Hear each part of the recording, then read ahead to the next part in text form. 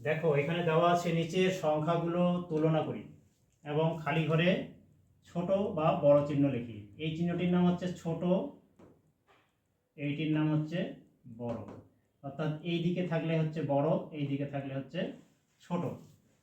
তাহলে ছোট চিহ্নটি বসবে যখন প্রথমের সংখ্যাটি ছোট হবে তখন ছোট চিহ্নটি বসবে, আর বড় চিহ্নটি বসবে যখন প্রথমের সংখ্যাটি বড় হবে তখন বড় সংখ্যাটি বসবে। এটি মনে রাখতে হবে।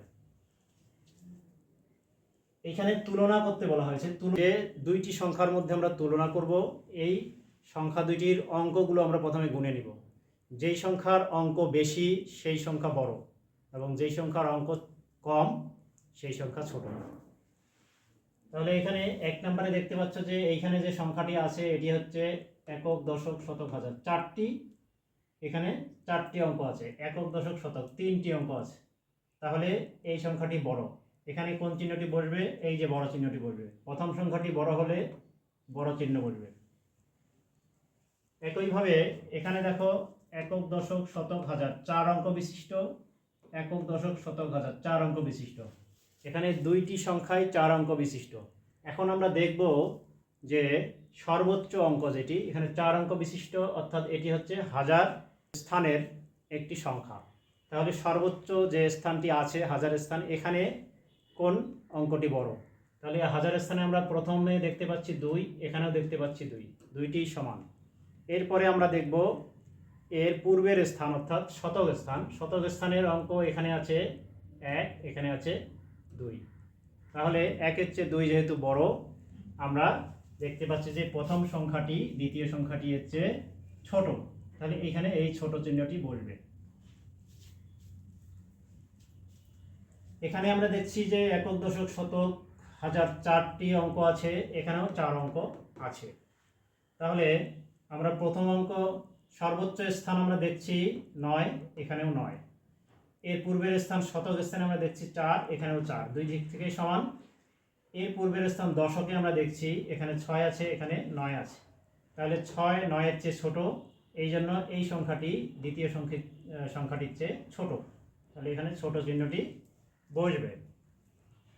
একইভাবে দেখো 4 নম্বরে আছে একক, দশক, শতক, হাজার, অযুত।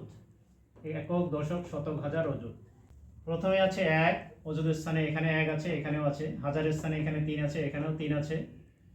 এবং শতক স্থানে এখানে 7 আছে, এখানে 6 আছে। তাহলে 7 6-এর চেয়ে বড়, এই জন্য এখানে বড় চিহ্নটি বসবে।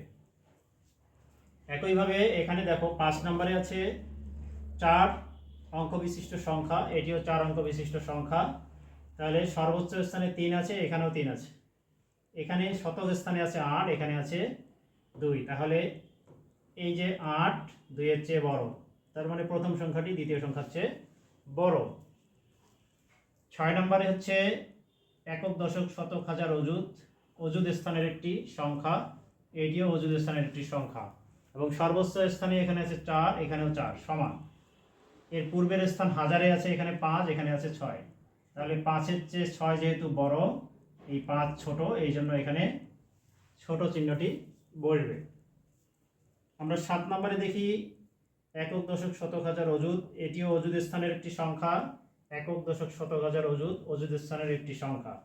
সর্বোচ্চ স্থান অযুতে আছে, এখানে 7, এখানে আছে 6। তাহলে প্রথম সংখ্যাটি দ্বিতীয় সংখ্যার চেয়ে বড়।